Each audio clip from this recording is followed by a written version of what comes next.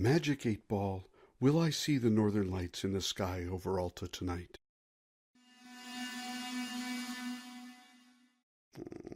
Okay, how about this? Dear Magic 8-Ball, I have an app on my phone that tells me it will be KP3 tonight, but it still only says try. Will I see the northern lights?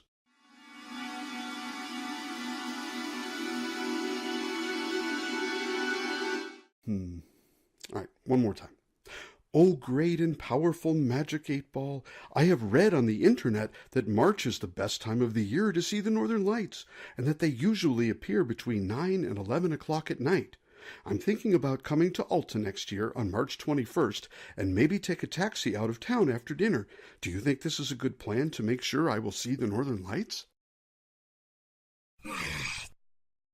We get this a lot at North Adventure and in the tourist office, and I understand.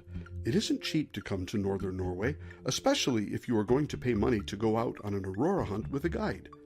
We people feel like if we spend money, we should get what we pay for, and the northern lights are very important for those who come all the way here to see them.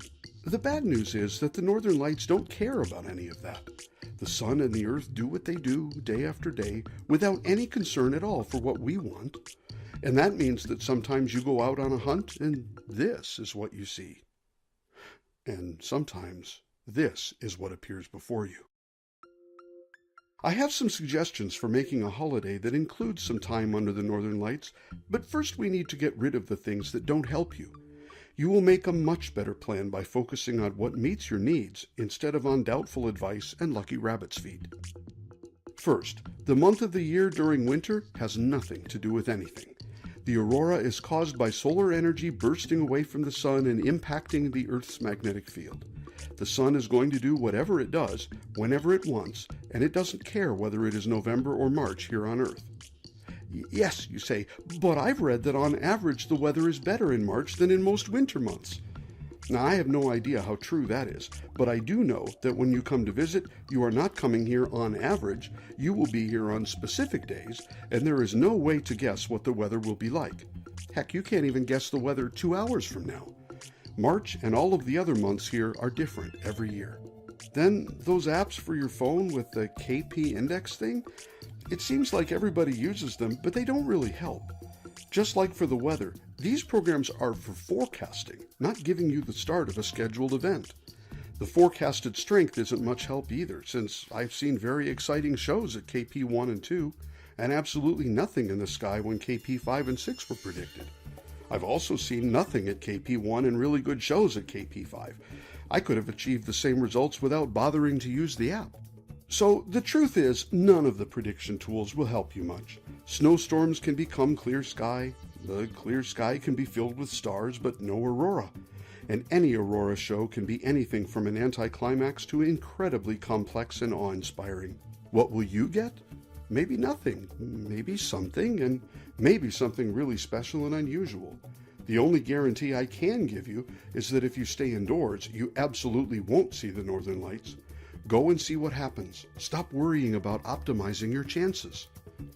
Okay, so now we've cleared the table of the things that don't help you. Let's talk about what does work. There is one thing that can tip the odds in your favor, and that is time.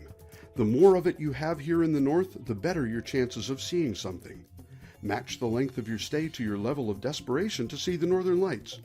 If this is the most important thing in the world for you, stay longer than just one night. So, when should you come and try your luck then? Anytime between mid-September and mid-April. The other months, you won't see the northern lights because we don't have nighttime. The bright daylight of the midnight sun is all you will see in the night. This gives you a lot of freedom to choose your time based on your schedule and what you actually like. Do you hate snow and sub-zero temperatures? Come at the end of September or early October. There will probably not be snow, and temperatures will probably be somewhere between 0 to 5 degrees. Maybe even a little bit warmer if we're lucky that year. Do you like snow and really want something exotic? Consider coming in early January. Winter is in full swing by then, and we are still right in the middle of the dark time. 20 hours of darkness each day gives you a lot of chances to see the northern lights overhead. Otherwise, come visit in February or March for whatever kind of winter we're having.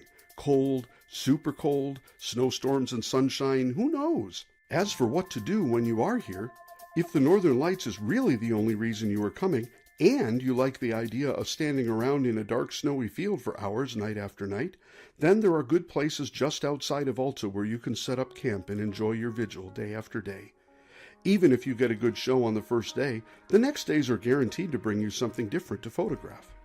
If you're a little more balanced, I meant that in the nice way, not the otherwise unhinged way, and really hope to see the Northern Lights as part of a whole holiday, then I recommend you book a Northern Lights chase on one of the nights of your stay.